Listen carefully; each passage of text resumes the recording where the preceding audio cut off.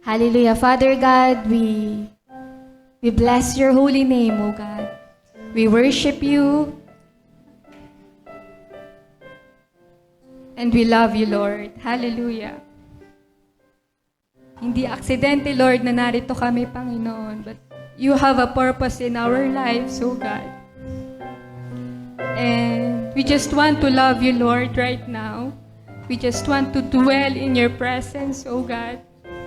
You are so good. You are so faithful, O Lord. Hallelujah. Holy Spirit, hide me behind your glory, O Lord. And let your words speak to us and through us, O Lord God. Hallelujah. And by faith, Lord, we are believing, Lord, that you are already moving in our lives, O God. Hallelujah. We believe and we have faith, O God. We bless your holy name. In Jesus' name we pray. Amen and amen. Yan. So, yan. I was so blessed kasi kanina pa po sa morning devotion namin, paulit-ulit yung encounter. And yung topic ko today is connected doon sa encounter. How many of us, di ba? How many of you wants to encounter the Lord? Yan. Have you desire? Apo. So last 2 weeks po, March 15, galing po kami sa River of God, Ortigas. And umattend po kami ng seminar, yan, kasama po ng leaders and ng ating pastors. Patungkol sa discipleship begins with beholding. And I know, I believe po na yung impartation nun, nandito na sa ating kalagitnaan. Amen? To behold the beauty of the Lord. Yan po. And that's our goal. That's the goal of our church po, ng ministry ng beholding. Na hindi lang po tayo maging Sunday goer, kundi maging totoong disciple ng Panginoon. Amen? So, yung Christ-likeness is makita po sa buhay ng bawat isa sa atin. Amen po? So, hallelujah. And bago po akong mag-proceed, buksan lang po natin yung sa Romans 5:8. Yan.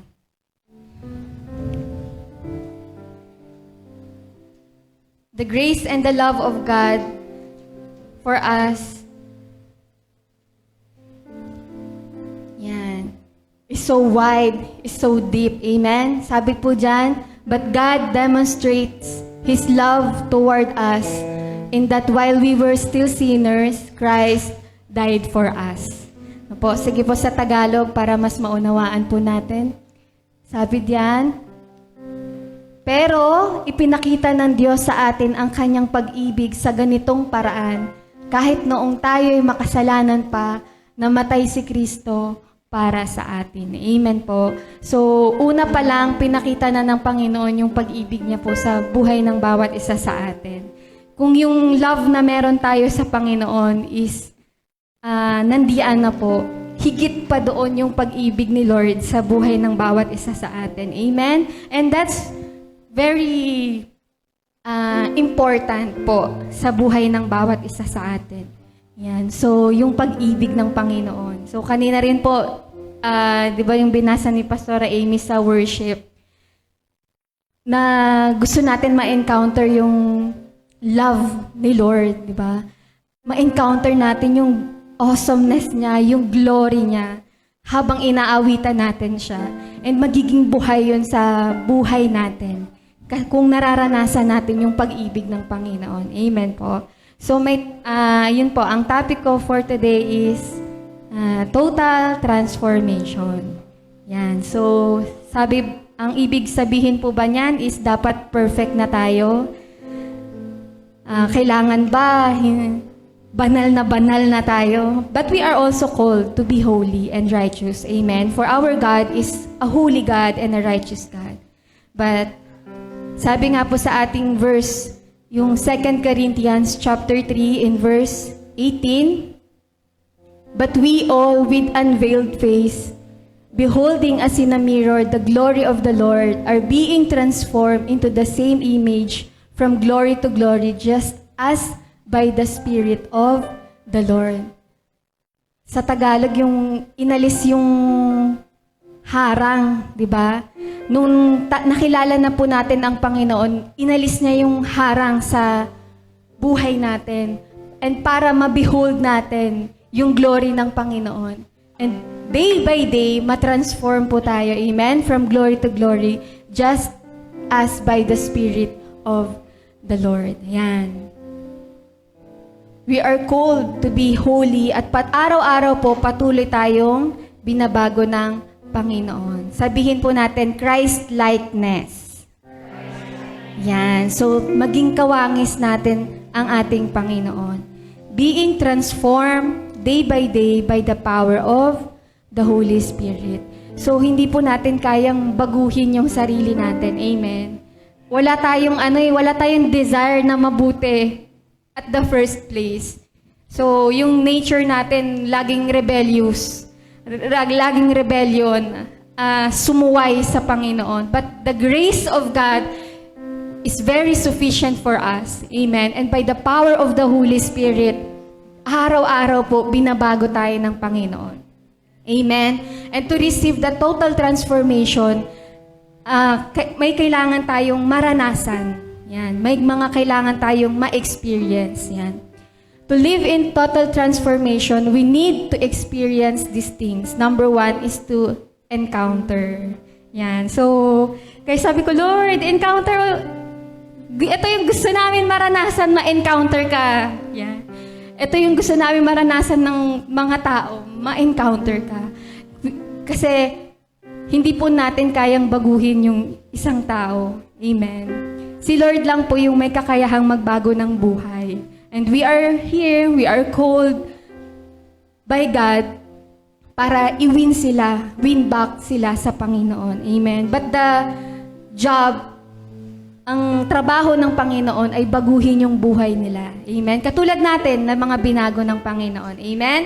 Yan. So, yung mga isi-share ko po, was inspired dun sa seminar during discipleship begins with beholding. So, yan, encounter. Sino pong nakakakilala kay Saul na naging Paul?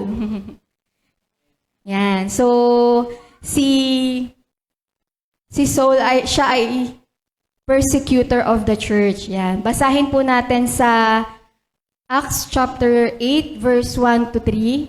Yan. Sabi diyan, at that time, a great persecution arose against the church, which was at Jerusalem. And they were all scattered throughout the regions of Judea and Samaria, except the apostles. And devout men carried Stephen to his burial. So si Stephen po ay kilalang martyr na naghahayag ng salita ng Panginoon. And made great lamentation over him. Kasi he was persecuted, no po, dahil sa paghahayag ng salita ng Panginoon. In verse 3, as for Saul, he made havoc of the church. Ano ba sa Tagalog? Winasak. Tama po ba? Entering every house and dragging of men and women, committing them to prison. So yun po yung buhay ni Saul. Na ngayon ay si Paul, di ba? He is the great persecutor of the church. Yan. Ginagawa niya, pumapasok siya sa mga bahay, hinuhuli niya yung mga mapababae, mapalalaki, into prison para hindi na mahayag yung salita ng Panginoon. Yan. But he encountered the Lord.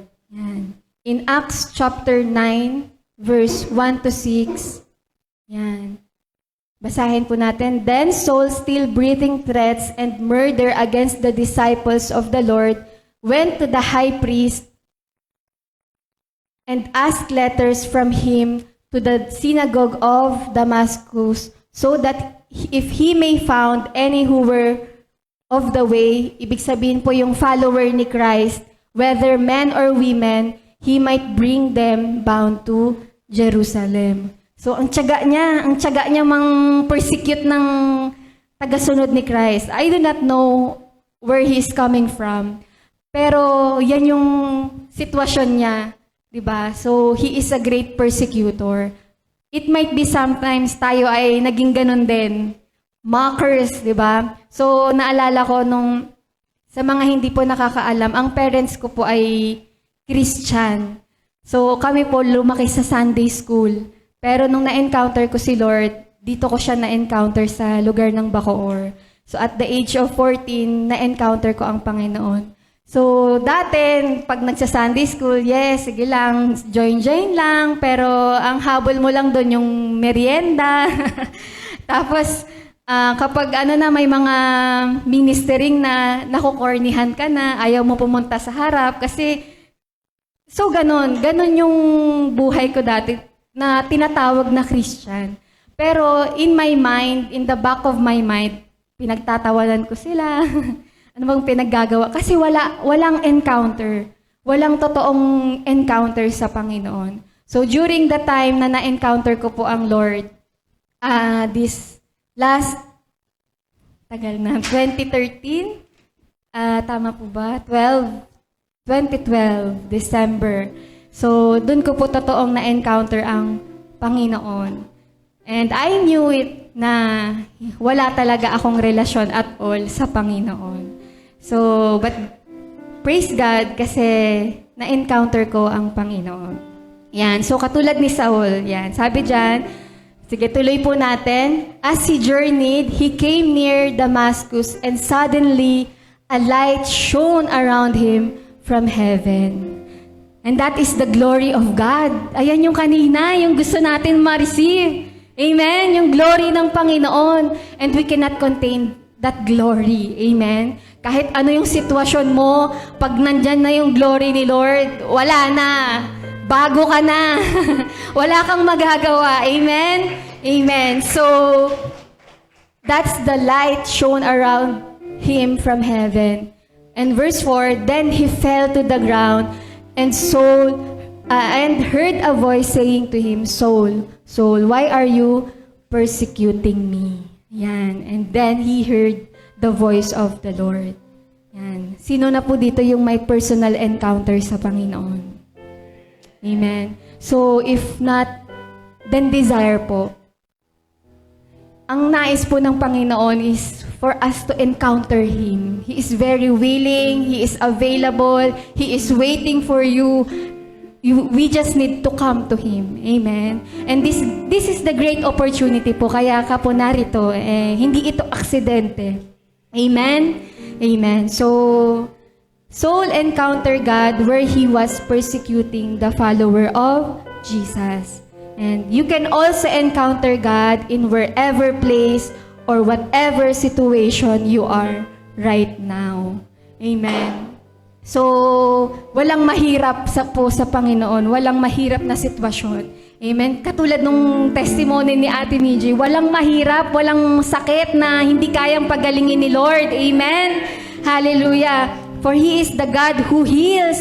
He is the God who restore, who reconcile. Amen. Amen. Hallelujah. So, kaya po kung ano man yung sitwasyon natin, kung ano man po yung sitwasyon nyo ngayon, kayang-kaya pong baguhin ng Lord. Kayang-kayang i-turn around po ng Panginoon. Amen. And unang-una po, ang gusto niyang mabago sa atin is yung buhay natin. Amen. Na mapalapit tayo sa Kanya. Maibalik tayo sa totoo nating identity. Kasi ninakaw yun ng kaaway nung tayo ay nagkasala. Nawala yung identity natin sa Panginoon, yung relationship. No? So we have our identity. Kailangan lang natin mabalikan yun. And that encounter is yun yung kailangan nating maranasan. Amen po? So, yan. Yan. So, nung na-encounter ko po si Lord during encounter retreat, yan, sa mga mag-e-encounter po, dun ko po na-encounter si Lord. That is 3-day encounter. So, in a second day po, yun. Hindi ko ikikwenta yung nangyari. Pero that moment is hindi ko po malilimutan. Kasi ano na yon, gabi na yon, and may ministry. And I was crying, umiiyak lang ako, I do not know. Pero habang umiiyak ako, alam ko, kausap ko si Lord. Wala kaming conversation, any words, pero umiiyak lang ako sa Kanya. And habang nakapikit ako, gabi na po yun habang nakapikit ako, nagliliwanag yung paligid ko. Sabi ko, yun yung glory ni Lord, di ba? Nakapikit ka na, gabi na, pero yung nakikita mo, liwanag. Amen. So, that very sweet moment ko kay Lord, dun ko siya na-encounter. So, kaya po sa mga hindi pa nakakapag-encounter yan, we challenge you, we encourage you na ibigay po ninyo yung time na ito para ma-encounter nyo po ang Panginoon. Amen? So, sabi nga ni Kyle, mas magsisisi po kayo pag hindi po kayo nakapunta. Ayan, amen. And yung challenge po namin, kung wala kayong na-experience, walang nagbago, sige, ibabalik po namin ng 350 ninyong registration fee. Amen. So, ito po ay open for all from 13 above. Yan po, kahit may asawa, pwede pong senior, yan. Yan po. So, welcome po ang lahat to join this encounter. Yan po. Kami po ay bunga din ng encounter. Yan. So, yan. In verse 3, sige po, buksan natin. In verse 3, as he traveled, he approached. Yan. Ito po yung sinasabi. And suddenly, a light from heaven flashed around him. Ayan po. Yung light na yon, that is the glory and the majesty of Christ sa Amplified Version. Di ba po? Pinakita ni Lord yung majesty niya kay Saul, di ba? Yung pagiging Diyos niya. Ano po? Nagpakilala ang Panginoon kay Saul. And yun yung nais ni Lord na maranasan natin, na makilala natin siya, ma-encounter natin siya. Amen? Amen. Kasi actually, ito lang yung kailangan dun sa total transformation eh. Ma-encounter natin si Lord. Magkaroon tayo ng totoong relasyon sa Kanya. Yan. And in verse 15, yan, sabi dyan, but the Lord said to him, ayan po, ito yung time na tinawag ni Lord din, or kinausap ni Lord si Ananias para bautismohan si Saul. Sabi dyan, nag-hesitate pa si Saul si Ananias, kasi kilala niya nga si Saul na persecutor of the church. Kaya natakot siyang lapitan si Saul. Yan. Pero dyan, sabi sa verse 15, but the Lord said to him, go, for he is a chosen vessel of mine. Wow. To bear my name before Gentiles, kings, and the children of Israel. Amen. Nakita niyo po, walang mabuting ginawa si Saul. Yan, si Paul. Pero ang nakita ni Lord, he is a chosen vessel. Huh? Sabi dyan, chosen vessel of mine. Grabe yung pag-ibig ni Lord, no? Hallelujah. Kahit hindi tayo deserving ng pagkatawag ni Lord, pero pinili niya tayo. Yan. Katulad ni Paul. Yan. Walang mabuti po sa atin. Walang maganda. Pero ang tingin ng Lord, we are chosen. And we are His. Amen. Sa Kanya tayo. To bear my name before Gentiles. Para dalhin yung pangalan ni Kristo. Amen. Kasi si Lord, hindi siya nakatingin sa kung ano po yung kakayahan natin. Hindi siya nakatingin sa talento natin, sa kung gaano kalawak yung pagkaunawa natin. Pero nakatingin si Lord kung sino'y nandito.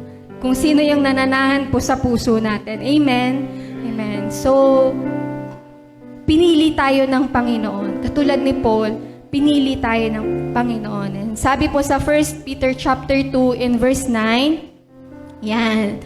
But you are a chosen generation, a royal priesthood, a holy nation, His own special people, that you may proclaim the praises of Him who called you out of darkness into His marvelous light. So, di ba po napag-aralan na din natin yan, that we are a royal priesthood. Ayan. So, pinili tayo ni Lord. Amen. Hallelujah.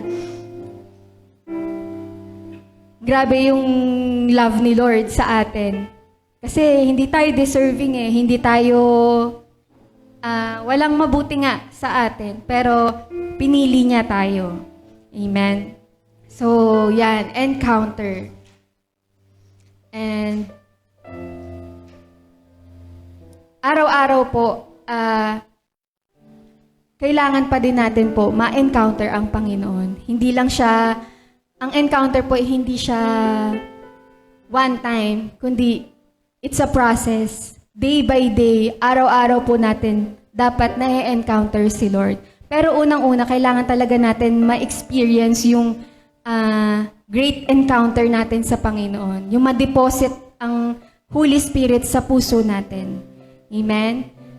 Hallelujah. So, next, yan. Number 2, we need to experience, to have total transformation is to dwell. Amen? To dwell or to depend in His presence and in His Word. Yan. So, naalala ko rin yung sinabi ni Pastor Grico. Sabi niya, we are not visitors, we are called to habitate. So, halimbawa, sa isang tahanan, tas anak ka, yung anak ba, bumibisita lang sa bahay niya, nandito na ako, tas alis na ulit, gano'n. Di ba po bilang tayong mga anak, di ba, nananatili tayo doon sa tahanan natin. Amen? So, ganun din po tayo ng mga tinawag na anak ng Diyos.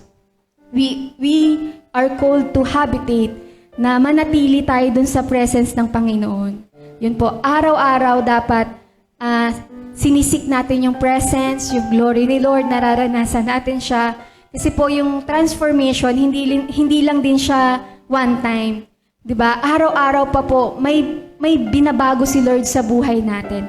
Araw-araw, meron siyang inaalis, maling character, maling attitude, 'di ba? Yung dati nating buhay, inaalis pa rin ni Lord. Kaya po araw-araw, dapat nananatili tayo sa presence ng Lord. Sabi nga po sa Psalms 91 verse 1, yan.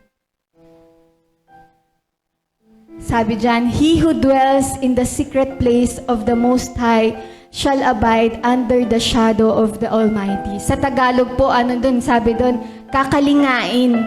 Yan. So, kapag tayo po, nananatili tayo sa presence ng Lord, mararanasan natin yung pag-aaruga sa atin ng Lord, ng Holy Spirit. Amen?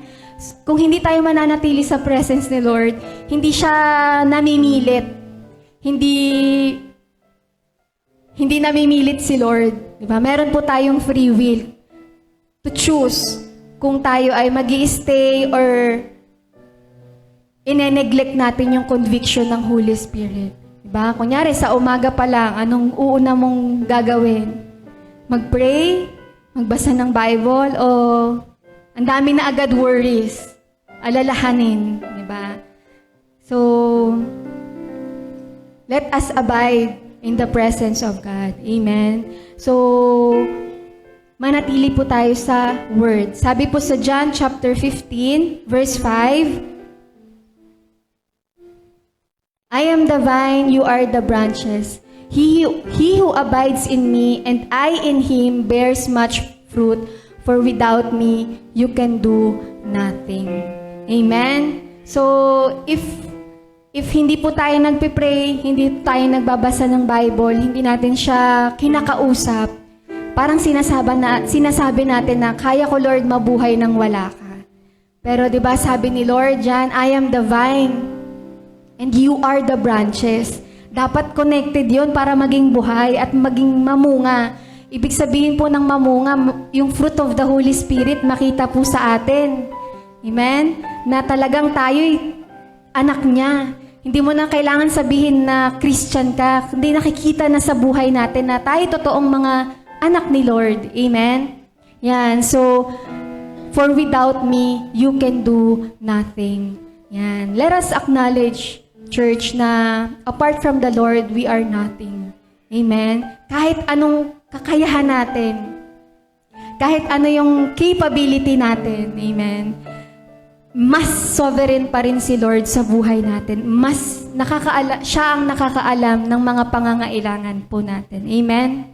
Hallelujah. If you don't have the fear, ayan, we will have the fear of the Lord. Yan. Kapag nanatili po tayo sa Kanya, automatically, magkakaroon tayo ng holy fear kay Lord.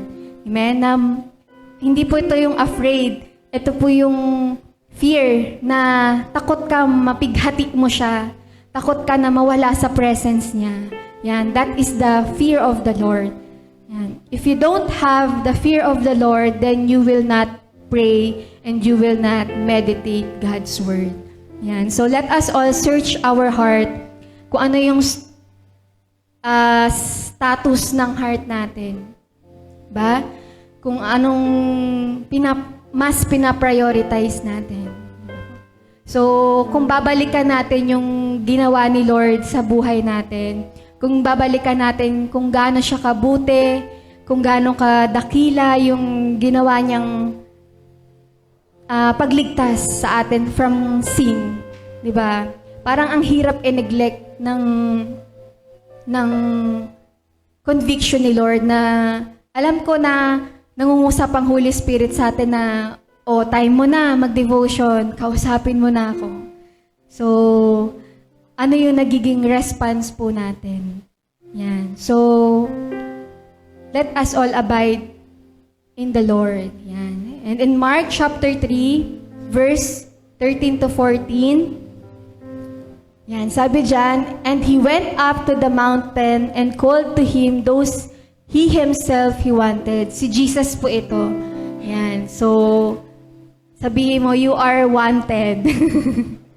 Yan. Ginusto ka ni Lord na makasama. Amen? As a disciple. And they came to him in verse 14, then he appointed 12 that he might be with him and that he might send them out to preach. Yan. Yun din po yung una nating pagkatawag na manatili sa presence ng Lord, di ba? Yun yung unang-unang gusto ni Lord na gawin natin, na maranasan natin siya. Magstay tayo sa presence ni Lord. Amen. So napaka-basic lang kung tutuusin, no? Pero why some other people neglect it? Kasi nga walang totoong encounter, walang totoong relationship, walang totoong transformation. So, kaya unang-una po, kailangan natin ma-encounter ang Lord. Amen? Yan. And in 2 Timothy chapter 3, verse 16 to 17, yan, sabi dyan, all scripture is given by inspiration of God and is profitable for doctrine, for reproof, for correction, for instruction in righteousness, that the man of God may be complete, thoroughly equipped for every good work. Yan. Sa ibang translation po, all scripture is God-breathed. Ibig sabihin, hiningahan. Yan. So, itong salita po ng Panginoon, ito po ay God-breathed. Ibig sabihin, dito po ang buhay natin ng mga Kristiyano. Kaya kung hindi tayo nagbabasa ng salita niya, hindi tayo nagme-meditate ng word niya, patay na patay yung spiritual natin. Amen? Kasi nandito po yung life. Diba? Sabi dito, all scriptures.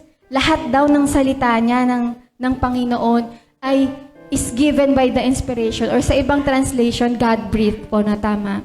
Sa Amplified NIV, ayan. All scripture is God-breathed and is useful for teaching. Ayan. So kapag nag-i-stay ka sa presence ni Lord, yun, katulad ng sinabi ko kanina, ang dami natin na natututunan. Amen? Madami tayong, hindi pala dapat sumamba sa Diyos-Diyosan. Ganito pala dapat ako. Dapat pala nagpapatawad ako. Dapat pala love ko yung lahat. Mataas man o mababa man sa akin. Dapat pantay-pantay yung pagtingin ko. Diba? Kasi yung salita ni Lord is buhay. Hiningahan ng Panginoon. Amen? So kaya sabi dyan, profitable for doctrine, for reproof, for correction. Yan. Minsan, sino dito naka-experience parang pag nagbabasa ka ng Bible, para kang sinampal, di ba? Sinampal ng katotohanan. So, minsan, umiiyak ka kasi nakikita mo yung sarili mo na ikaw pala yung pumako kay Christ. Di ba? So, ganun yung Word of God. Kaya hindi siya boring, hindi siya libro lang. Amen? Hallelujah. So, the Word of God gives life. Yan. So, kaya we must dwell or depend in the presence of God. Yan, as a disciple of Christ. Amen? Hallelujah. Number 3, to live with excellence. Ito nasa devotion din namin kanina. Sabi dun sa 1 Corinthians chapter 13, di ba? Yan. Pero bago tayo pumunta dun, sabi dun sa Philippians chapter 3, pwede pong simulan natin in verse 13. Yan. Si Paul na ito nagsasabi po dito, si Paul din po ang sumulat niyan. Yan. Sabi dyan in verse 13, Brethren, I do not count myself to have apprehended, but one thing I do, forgetting those things which are behind, and reaching forward to those things which are ahead. In verse 14, and I press toward the goal for the prize of the upward call of God in Christ Jesus. So, siguro marami nang pinagdaanan si Paul, no, after niya ma-encounter si Lord. Yan, that time. And sabi niya doon, hindi niya kinakount yung self niya na parang righteous na. 'Di ba?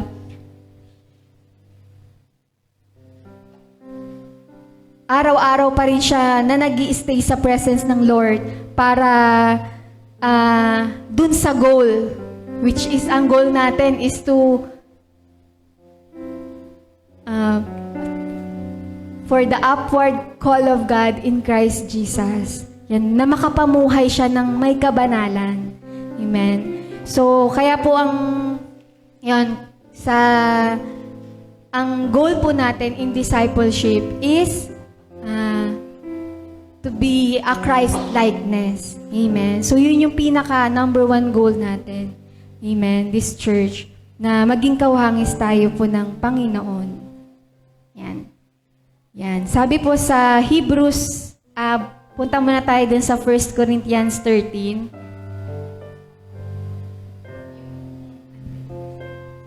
Kanina sa devotion natin.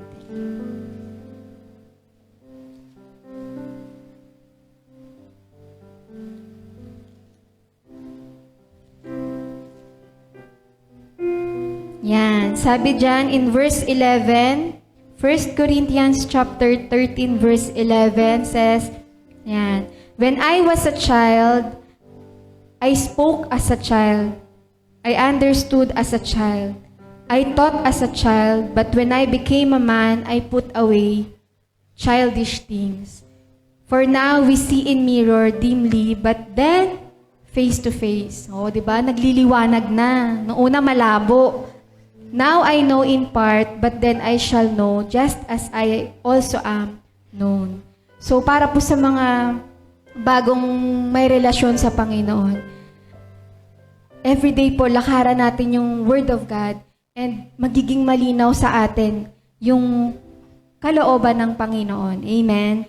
Yung mga nais ni Lord at yung mga bagay na ayaw din ng Panginoon. Yan. So, para sa mga matatagal ng Christian, ayan, hindi dapat tayo nananatili dun sa pagkabata. Amen? So, meron ba dito, na 30 years old, dumidede pa? Di ba? Ano pa rin yung, iniinom, gatas pa din, hindi na kumain ng solid food. Yan. So, habang nagmamature tayo po sa relationship ng Panginoon, nagpa-progress din po yung maturity natin in the Word of God. Amen? Yan. Sabi din po yon sa Hebrews chapter 6, ayan, in verse 1 to 6. Yan, sa Tagalog po. Yan, kaya bilang matatagal ng sumasampalataya, o tingnan mo nga yung katabi mo. Yan, gano'n na yung katagal. Luma na. Yan, dapat na nating iwan ang panimulang aralin tungkol kay Kristo. Hindi po ito ninineglect yung gospel. Ibig sabihin lang, dapat po nagmamature tayo in the knowledge of God's Word. Yan. At pag magpatuloy sa mga malalalim na aralin, huwag na tayong magpabalik-balik pa sa mga aral tungkol sa pagsisisi. Yan. Ang tagal mo ng Christian, lagi pa tinuturo sa'yo yung repentance. No? Hindi ka pa rin marunong mag-repent. Namumuhay ka pa rin sa dati mong buhay. No? Hindi po ito to condemn us, but to convict us. Amen. So, kaya po sabi kanina, di ba, yung Word of God is also for correction. Kasi para nga mabago tayo. Amen. Ayan. At pagtalikod sa mga bagay na walang kabuluhan at tungkol sa pananampalataya sa Diyos. Next. Mga aral tungkol sa bautismo, pagpapataw ng kamay sa ulo, muling pagkabuhay ng mga patay. Ayan. Sa halip, kung loloobin ng Diyos, magpatuloy tayo sa malalalim na aralin. Verse 3, 4-6, upang hindi natin siya talikuran. Ayan. So, dapat talaga inaaral natin yung salita ng Panginoon para magkaroon tayo ng tamang foundation in the Word of God. Nang sa gayon po, hindi natin talikuran yung biyaya ni Lord, yung grace na naranasan natin sa Kanya. Kaya po yung encounter, hindi siya one at a time, kundi it's a progress. Araw-araw po, dapat natin ma-encounter ang Lord. Ayan. Hindi na siya mapagsisisi at mapanumbalik pa sa Diyos. Naliwanagan na ang pag-iisip niya. Nakatikim na ng mga biyaya mula sa langit. Tumanggap ng banal na Espiritu. Nakatikim na ng kabutihang dulot ng salita ng Diyos at nakadama ng kapangyarihang ihahayag sa uling araw. Pagkatapos, kung tumalikod pa rin siya sa Diyos, hindi na siya mapagsisisi at mapapanumbalik sa Diyos dahil para na rin niyang ipinakong muli sa krus at dinala sa kahihiyan ang anak ng Diyos. Ganun po yung ginagawa natin sa Panginoon kapag paulit-ulit pa rin tayo sa kasalanan. Kaya we encourage yun po tuwing magsasalita si Pastor, lagi niya sinasabi natin, basahin natin Bible, mag-pray ka, di ba? Dalhin mo yung Bible mo. Kasi yun talaga yung tool para po sa transformation ng buhay natin. Amen? Hallelujah. So, dapat hindi ka na inaakay yan, sa mga matatagal na Christian. Dapat ikaw na yung nag-aakay ng kaluluwa. Amen? Hindi ka na nare-remind, mag-church ka bukas. Diba? Dapat matik na yun eh. Kung love mo talaga si Lord, naiintindihan mo yung ibig kong sabihin. Diba? Kapag na-encounter mo si Lord, wala kang pake kung sino yung nandyan o sino yung wala. Basta andyan si Lord. Mag-church ako. Amen? Kasi si Lord yung dahilan kung bakit tayo narito. Amen po? Hallelujah. So, yan. Kailangan natin lumakad in excellence. Ayan. Hallelujah. True discipleship is Christ-likeness. Even si Jesus po, nag-increase siya in wisdom. Amen po. So, siya ay nagstay din sa templo para mag-aral ng salita ng Diyos. Amen? So, not to be equal with God, but to walk and to live with Christ. Yan. Sabi mo sa katabi mo, baby, hindi ka na baby. Hindi ka na baby. Mag-mature ka na. Yan. So, lahat po tayo, amen, dapat nagmamature sa relationship natin sa Panginoon. Kung dati, madali kang ma-offend, yan. Madali kang ma-correct ka lang, walk out ka kaagad. Ngayon, dapat, alam mo na kung paano yon i-grasp. Sabi ni Lord di ba? Kailangan natin mabago. Kung dati, hirap na hirap ka bumangon sa umaga pag Sunday. Yan. Ngayon, hindi ka na nalilate. Amen? Hallelujah.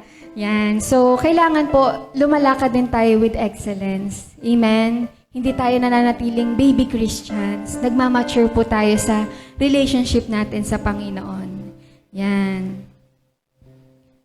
The mission of the church is not to babysit, but to draw you and me closer to God. Yan po. Yan po ang layunin ng ating ministry, na mapalapit tayo sa Panginoon. Amen? Hallelujah. And last, number 4. Yan. Sabi dyan, give glory to God. Yan. Amen?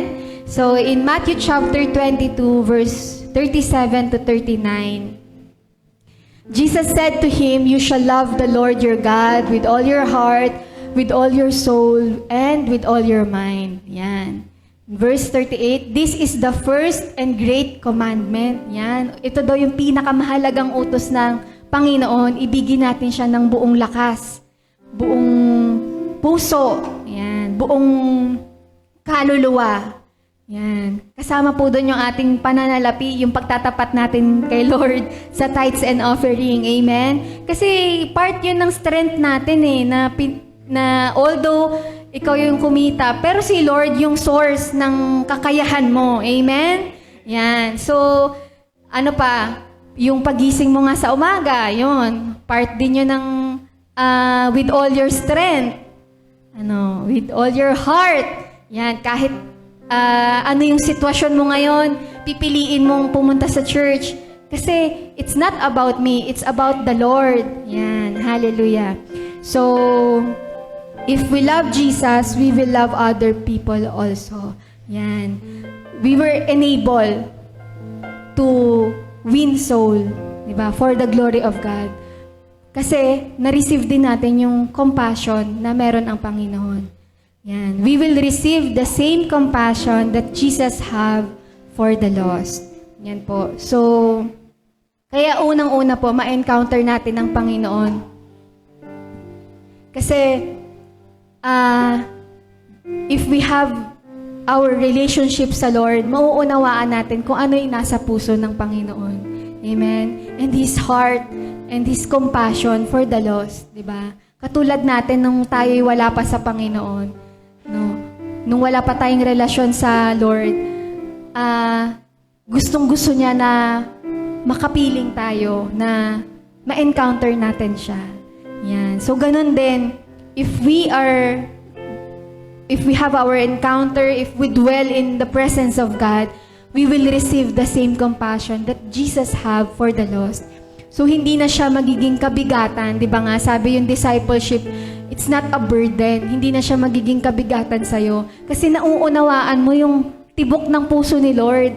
Magiging baliwala sa'yo yung hiya mo na mag-share ng word. Kasi alam mo, ito yung gusto ni Lord. Lord, kahit sino pa yan, sharean ko ng gospel. Kasi alam ko kung paano ka na lulungkot sa sitwasyon ng buhay nila. Ganon, di ba? So, after ko rin po ma-encounter, makapag-encounter, grabe yung fire na nilagay ni Lord sa heart ko. Na kung sino yung makita ko, gusto ko share ng word of God. Gusto kong tumayo, mag-share lang, yun lang. I do not know why. Hindi naman ako, makapal mukha, mahihain naman ako. Hindi naman ako achiever sa school. Pero ang gusto ko lang noon, i-share yung word ni Lord sa mga kaklase ko that time. So, yan, testimony lang din po. Nung after ko mag-encounter, di ba December, from, holiday break. Yan, December break. E di pagpasok na, bagong encounter, on fire na on fire. On fire na on fire kay Lord. So, kilala nila ako na palamura, maloko, ganon. Basta puro kami kalokohan ng group of friends ko. Ganon.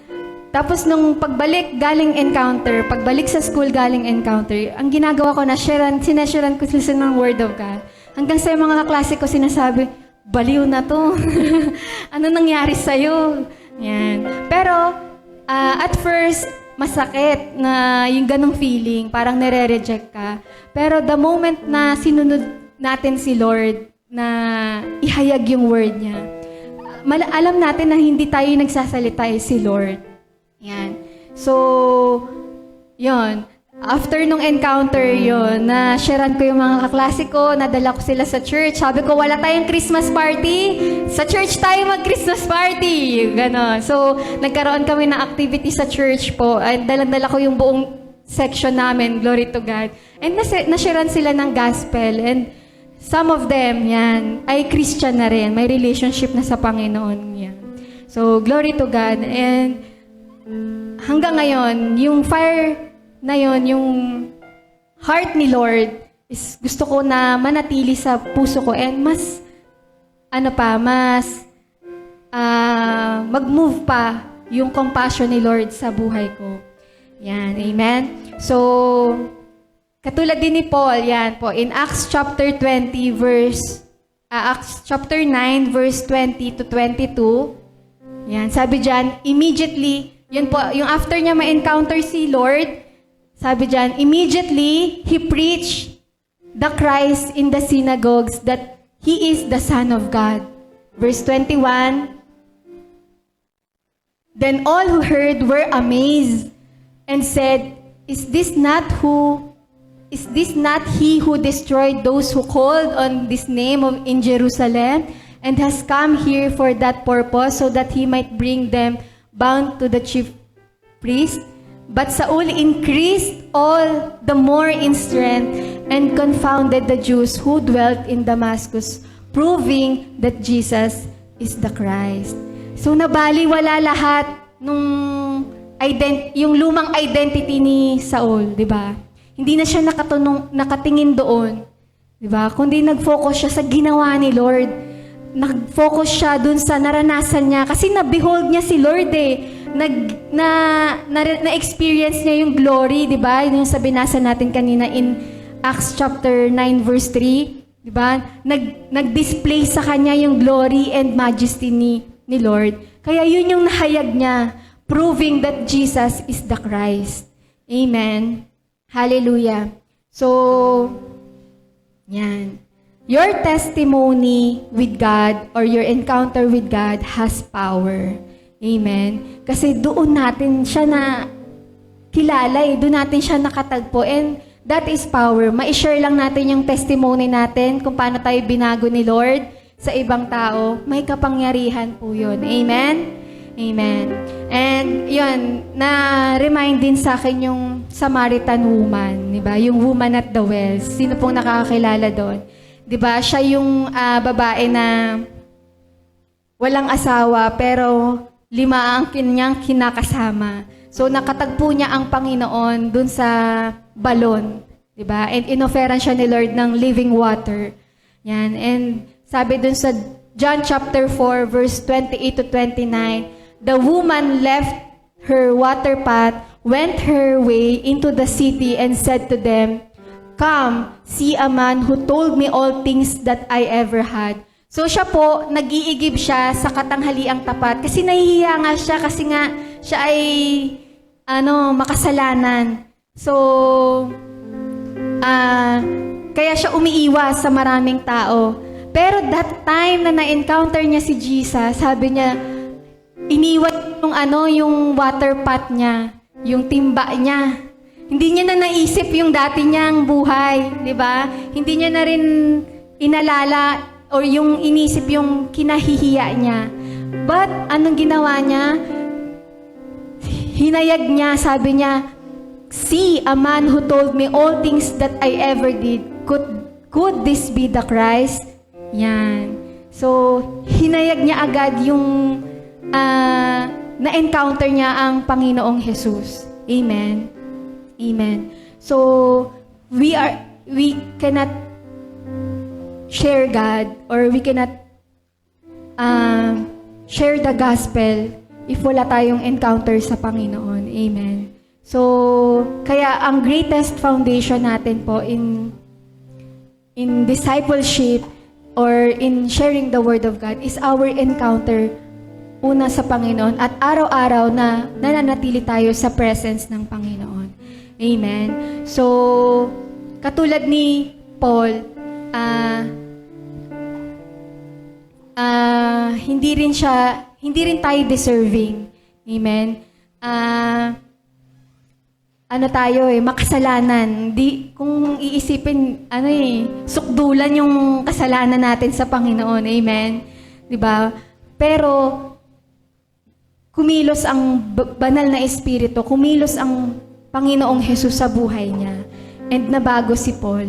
Amen. So kayang-kayang baguhin ni Lord yung buhay natin. Walang mahirap at walang imposible sa Kanya. And after that, we will experience the miracles of God sa buhay natin. Amen. Kung marami tayong pinagdadaanan, kayang-kaya rin pong baguhin ng Panginoon yon. broken relationships, ano pa, financial struggles, ano pa, pagkaalipin sa kasalanan, pagkaalipin sa bondage to sin, sa alcohol, sa ano man yan, kayang-kaya pong baguhin ni Lord. Amen? So, yun. Balikan natin yung 2 Corinthians chapter 3, verse 18. Yan.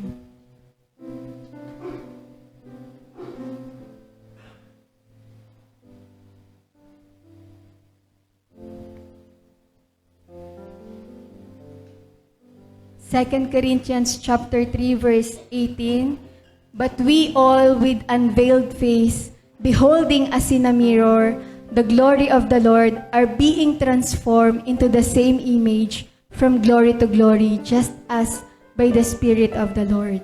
Yan. Kaya yung song na Oh Lord, you're beautiful. Nung kinanta yun nung seminar, sabi ko, grabe, unang-una talaga ma-behold dapat natin yung beauty ni Lord. Your face is all I see, and when your eyes are on this child, your grace abounds to me. And then, I wanna take your word and shine it all around, but first help me just to live it, oh Lord. And when I'm doing well, help me to never see the crown, for my reward is giving glory to you. Di ba po? So, kailangan muna natin ma-behold yung beauty ng Panginoon. And so that mararanasan natin yung total transformation and magagawa natin yung greatest and second commandment ni Lord sa buhay po natin. Amen? So, araw-araw po, yun, i-behold lang po natin ang beauty, yung glory, yung majesty ng Panginoon sa buhay natin. Amen? So, yun lamang po, and to God be all the glory po. Hallelujah.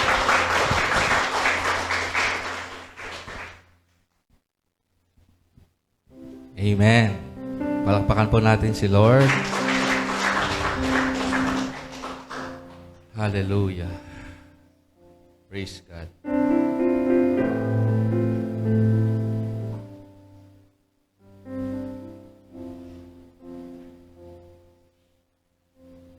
Hallelujah.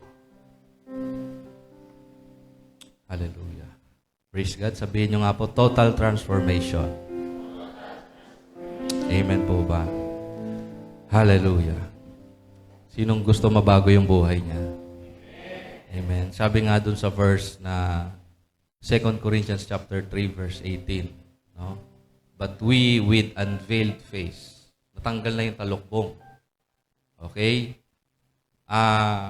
When you talk about knowing God, it's not about having religion. Because knowing God doesn't need religion. It needs relationship. Kaya nga knowing You cannot know a person through rituals. Halimbawa, halika dito, Jordan. Dito ka sa gilid dito. Halimbawa, gusto ko siyang kilalanin. Religion ang gagawin ko. Ang gagawin ko, magtitirik ako ng kandila. Magbibigay ako ng pagkain, ng mansanas, ng kung ano-anong prutas. Pero hindi ko siya kinakausap. Magbibigay lang ako sa kanya ng kung ano-ano. Tapos, pagbigay ko sa kanya ng mga regalo na yon, lalabas na ako, aalis na ako, hindi ko siya kakausapin, tapos, kung ano yung gusto kong buhay, yun ang gagawin ko. Tapos, babalik na naman ako sa kanya, magbibigay na naman ako ng regalo, pero hindi ko siya kakausapin. Nakita po ninyo?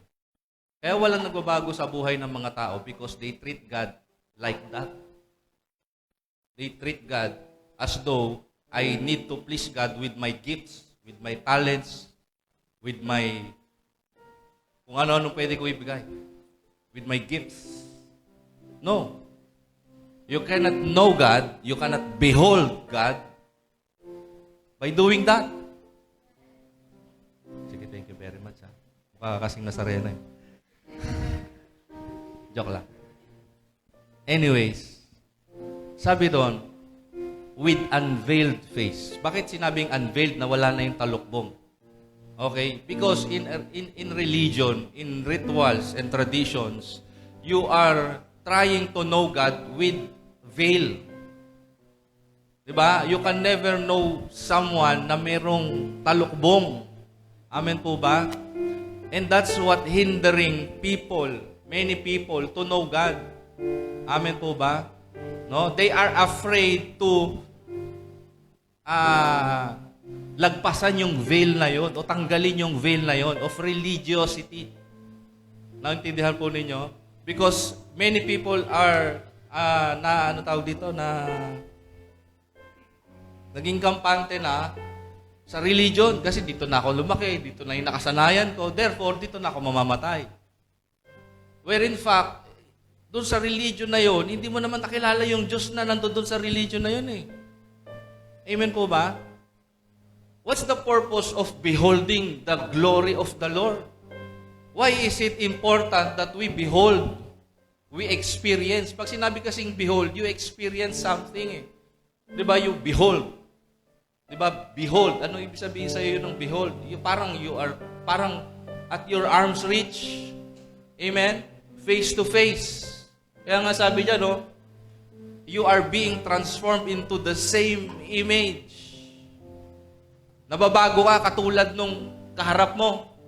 Eh pag mayroong belo, may harang, hindi kanya magiging kamukha. Amen po ba? So the purpose of beholding the glory of the Lord is to be like Him. Katulad nga nung sa outline ni Pastor Rabem, Christ-likeness. Maging kamukha mo si Kristo. Titigan mo nga yung katabi mo. Kamukha na ba ni Kristo yan?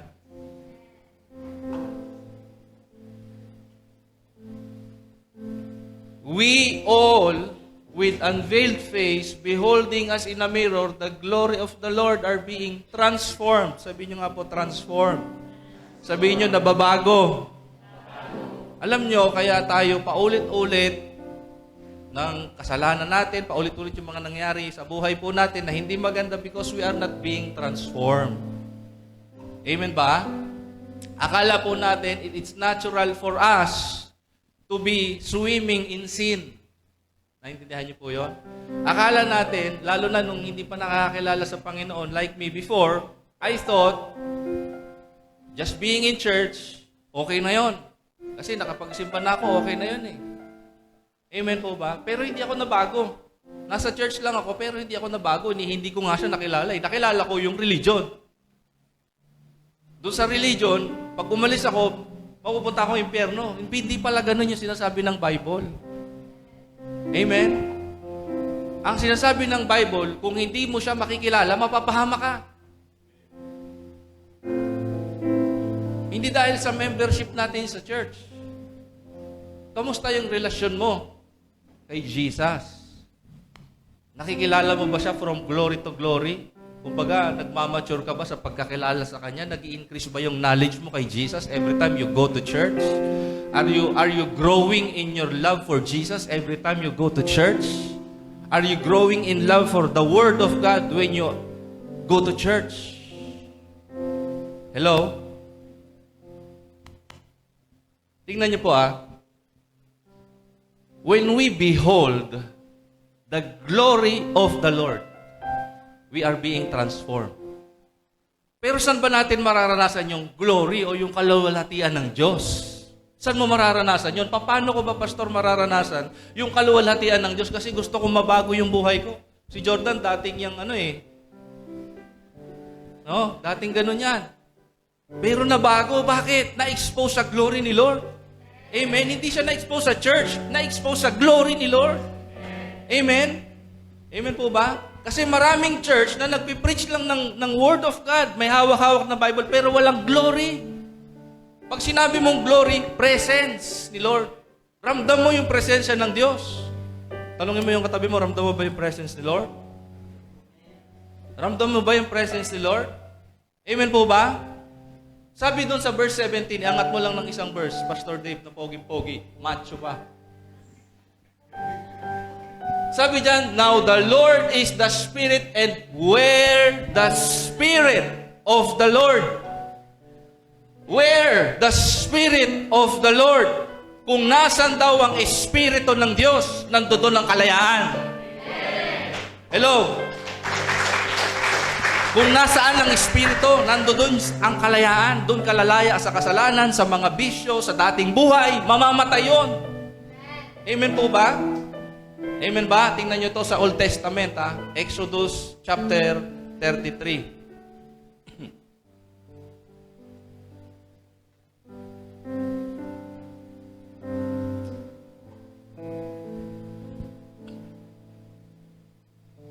Verse 20.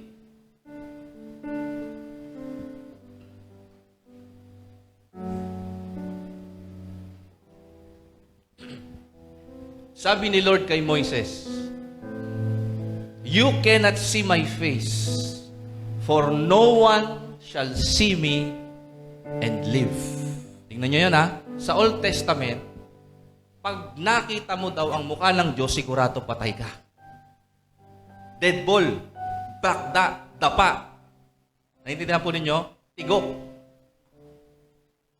Hindi mo pwedeng makita mukha ng Diyos kasi mamamatay ka.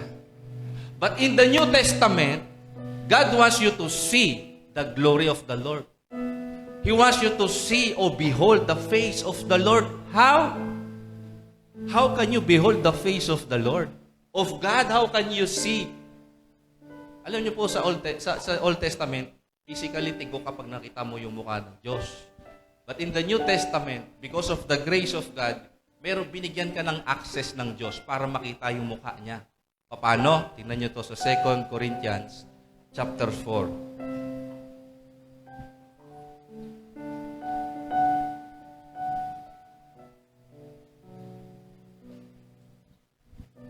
Verse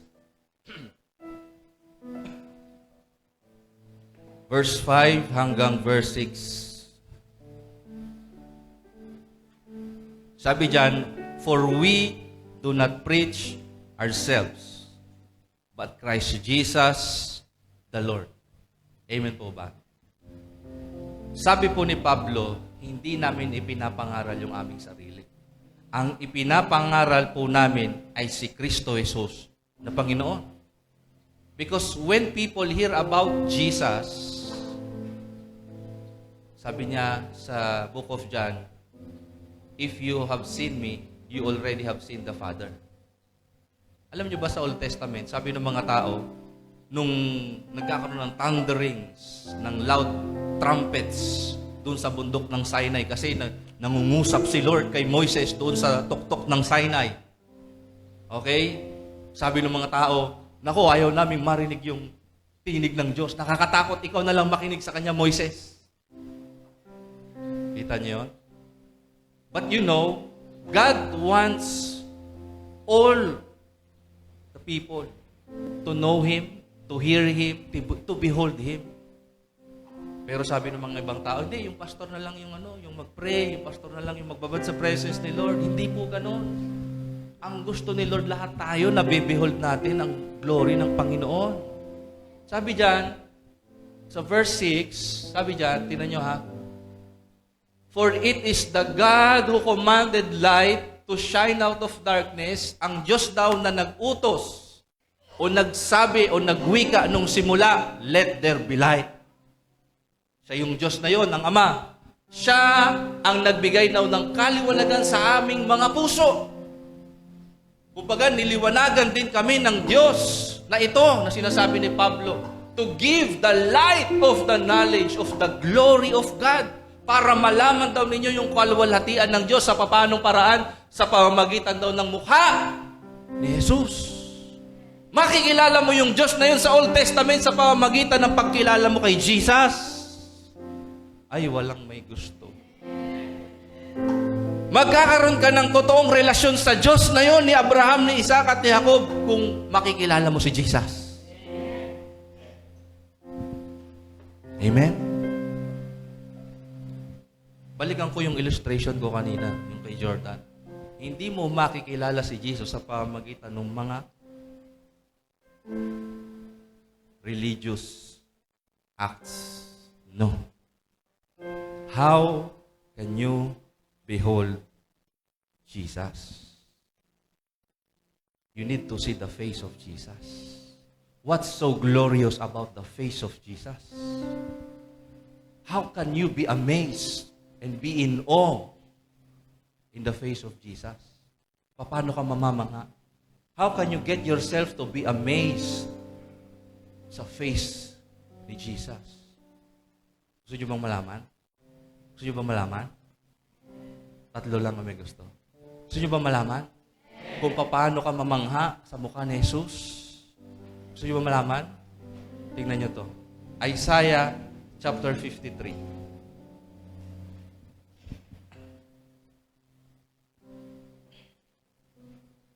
Verse 1. Pababa.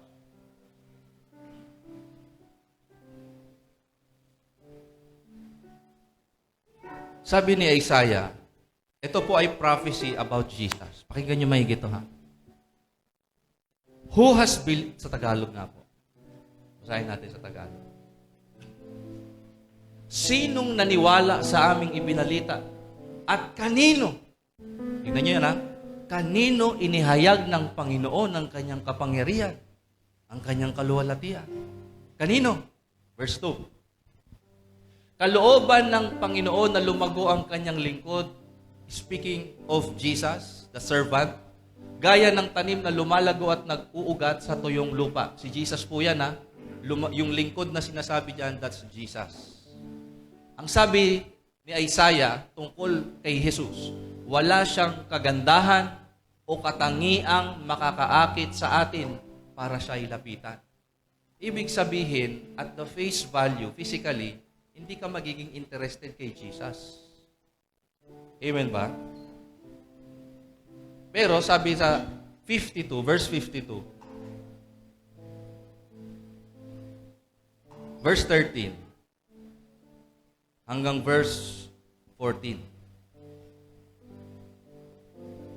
Sabi diyan, sinabi ng Panginoon, ang aking lingkod, that's Jesus, ay magtatagumpay. Sabi niyo nga po magtatagumpay. Si Jesus daw po magtatagumpay. Magiging tanyag siya at pararangalan. Si Jesus po yan, ha? Amen po ba? Verse 14. Tingnan niyo.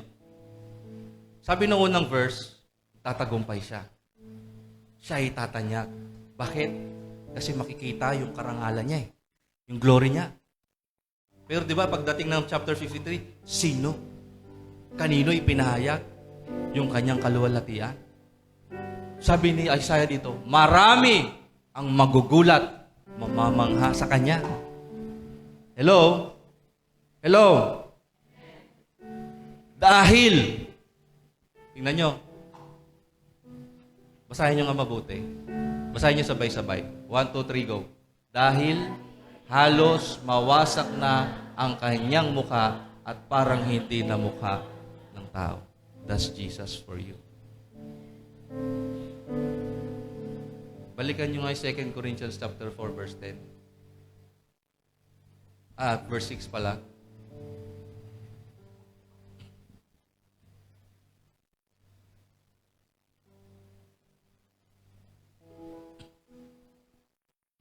Sa English kanina. Yan o. To give the light of the knowledge of the glory of God in the face of Jesus Christ. Paano mo ma-appreciate? Paano ka mamamangha kay Lord? How can you behold the face of God in your life, even right now? Araw-araw. Amen? Because the natural habitat of the children of God is the presence of God. Kumbaga, yung isda, Pag nilagay mo siya sa lupa, mamamatay siya. Ganon din naman ang anak ng Diyos, pag inalis mo siya sa presensya ng Diyos, mamamatay siya. Tanungin mo yung katabi mo, gusto ba mamatay? Mamamatay in the sense of your soul will go to hell. Eternal separated from the presence of God. That's hell. Amen ba?